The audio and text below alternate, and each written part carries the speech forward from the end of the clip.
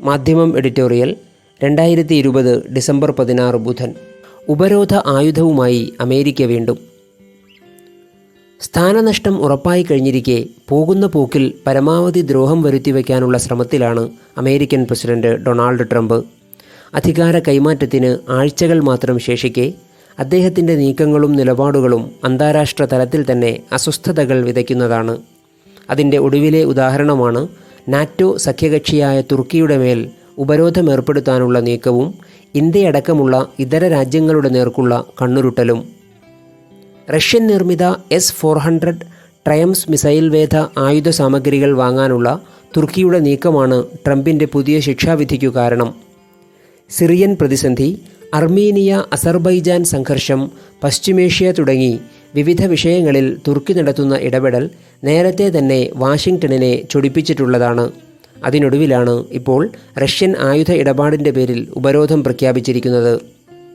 നാറ്റോയുടെ യുദ്ധോപകരണങ്ങളുമായി കിടപിടിക്കാത്ത ആയുധങ്ങളാണ് എന്നതുമാത്രമല്ല, അത് വിൽക്കുന്ന Russia NATO സഖ്യരാഷ്ട്രത്തിന് വൻ ഭീഷണിയാണ് എന്നതുകൂടി അവർക്ക് വിലക്കേർപ്പെടുത്താനുള്ള കാരണമായി അമേരിക്ക പറയുന്നത്. അതേസമയം 600 കിലോമീറ്റർ നിരീക്ഷണക്ഷമതയും 400 കിലോമീറ്റർ ആക്രമണ വ്യാപ്തിയുമുള്ള S-400 എയർ മിസൈൽ ഇന്ന് ലോകത്തേറ്റവും മികച്ചതാണെന്നാണ് വിദഗ്ധ അഭിപ്രായം.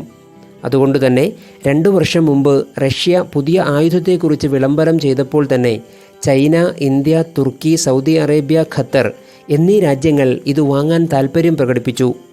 ഈ ഉപഭോക്തൃ രാജ്യങ്ങളെയെല്ലാം അമേരിക്ക സ്വന്തം പേരിലും നാറ്റോയുടെ പേരിലും ഭീഷണിപ്പെടുത്തിയിരുന്നു. എന്നിട്ടും വഴങ്ങാൻ തുർക്കി തയ്യാറാകാതെ വന്നപ്പോൾ അമേരിക്ക അങ്കാറയ്ക്ക് നൽകി വന്ന ആയുധവും പരിശീലനവുമൊക്കെ നിർത്തിവെച്ചു.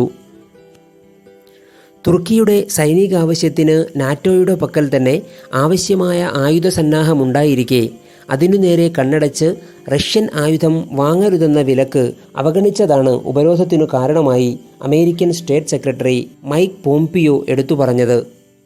തുർക്കി നാറ്റോയിലെ സുപ്രധാന കക്ഷിയായതിനാൽ അവർ പശ്ചാത്തപിച്ചു തിരിച്ചു വരുമെന്ന് അമേരിക്ക പ്രതീക്ഷയും പ്രകടിപ്പിച്ചു. എന്നാൽ തങ്ങൾക്കു വേണ്ട ആയുധം വാങ്ങുന്നത് നാറ്റോ സഖ്യസമവാക്യങ്ങളെയോ ഇതര രാജ്യങ്ങളുമായുള്ള ഉഭയകക്ഷി ബന്ധങ്ങളെയോ ബാധിക്കേണ്ടതില്ലെന്നാണ് തുർക്കിയുടെ നിലപാട്.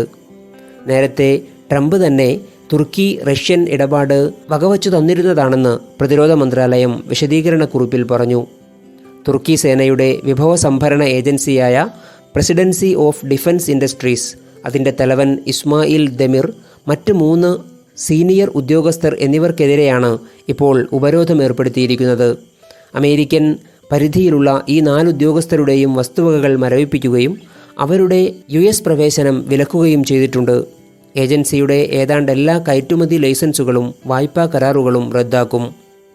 തുർക്കിയിലെ പോലെ തന്നെ ഇന്ത്യയും ഈ ആയുധ ഇടപാടിൻ്റെ പേരിൽ അമേരിക്കയുടെ ദോഷൈക ദൃഷ്ടിയിലാണ്. ഉപരോധത്തിലൂടെ അമേരിക്കൻ പ്രതിയോഗികളെ നേരിടാനുള്ള നിയമം countering Americas advisories through sanctions act അഥവാ കാറ്റ്സ അനുസരിച്ച് റഷ്യൻ ആയുധം വാങ്ങുന്ന ഏതു രാജ്യത്തിനു നേരെയും ഉപരോധം പ്രയോഗിക്കാമെന്നും കരുതിയിരിക്കണമെന്നും ഉപരോധം പ്രഖ്യാപിച്ച അന്താരാഷ്ട്ര സുരക്ഷിതത്വ കാര്യങ്ങൾക്കായുള്ള അസിസ്റ്റന്റ് സെക്രട്ടറി ക്രിസ്റ്റഫർ ഫോർഡ് മുന്നറിയിപ്പ് നൽകിയിട്ടുണ്ട്. ഇത് റഷ്യയുമായി ആയുധ കരാറിലെത്തിയ ഇന്ത്യയടക്കമുള്ള രാജ്യങ്ങളെ മുന്നിൽ കണ്ടാണ്. S-400 ആൻറ്റി മിസൈൽ സംവിധാനത്തിൻ്റെ 5 യൂണിറ്റുകൾ $5.43 ബില്യൺ വാങ്ങാൻ 2018 ഇന്ത്യ റഷ്യയുമായി കരാറിലെത്തിയിരുന്നു. ഇന്ത്യക്കെതിരെയും അമേരിക്ക ആവർത്തിച്ച് ഉപരോധ ഭീഷണി മുഴക്കിയിരുന്നു. അതേസമയം അമേരിക്കയുമായുള്ള ആയുധ ഇടപാടുകൾ രാജ്യം അഭംഗുരം തുടർന്നു വരുന്നുമുണ്ട്. 2019 പ്രസിഡന്റ് ഡൊണാൾഡ് ട്രംപിൻ്റെ ഇന്ത്യ സന്ദർശന വേളയിൽ $3.5 ബില്യൺ ആയുധ ഇടപാടിൽ ഒപ്പുവച്ചിരുന്നു. ഇക്കഴിഞ്ഞ ഒക്ടോബറിൽ വേറെയും ചില പ്രതിരോധ കരാറുകളിൽ ഒപ്പുവച്ചിട്ടുണ്ട്. ഇതൊക്കെയാണെങ്കിലും ഉപരോധ ഭീഷണിയിൽ നിന്ന് ഇതുവരെ ഇന്ത്യയെ അമേരിക്ക ഒഴിവാക്കിയിട്ടില്ല.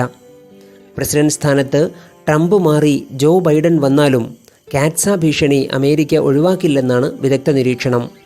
ഡെമോക്രാറ്റുകളിൽ ഭൂരിഭാഗവും അമേരിക്കയുടെ ആധിപത്യം വകവച്ചു കിട്ടാൻ ഈ നിയമവും തദടിസ്ഥാനത്തിലുള്ള ഉപരോധ നീക്കങ്ങളും നിലനിൽക്കണമെന്ന അഭിപ്രായമുള്ളവരാണ്. അത് കണ്ടറിഞ്ഞു തന്നെയാണ് ഭീഷണിക്ക് വഴങ്ങില്ലെന്നും കരാറുമായി മുന്നോട്ടു പോകുമെന്നും തുർക്കി പ്രഖ്യാപിച്ചത്. ഇന്ത്യയും പ്രയോഗത്തിൽ പിറകോട്ടില്ല എന്നു തന്നെയാണ് സൂചിപ്പിച്ചിട്ടുള്ളത്.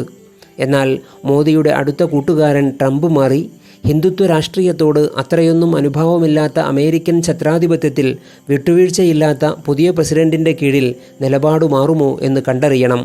അമേരിക്ക ഏതു ദിശയിലേക്കു മാറിയാലും തുർക്കിയുടെ കാർക്കശ്യം ഇക്കാര്യത്തിൽ പുലർത്താൻ ഇന്ത്യക്കു സാധിക്കുമോ എന്നും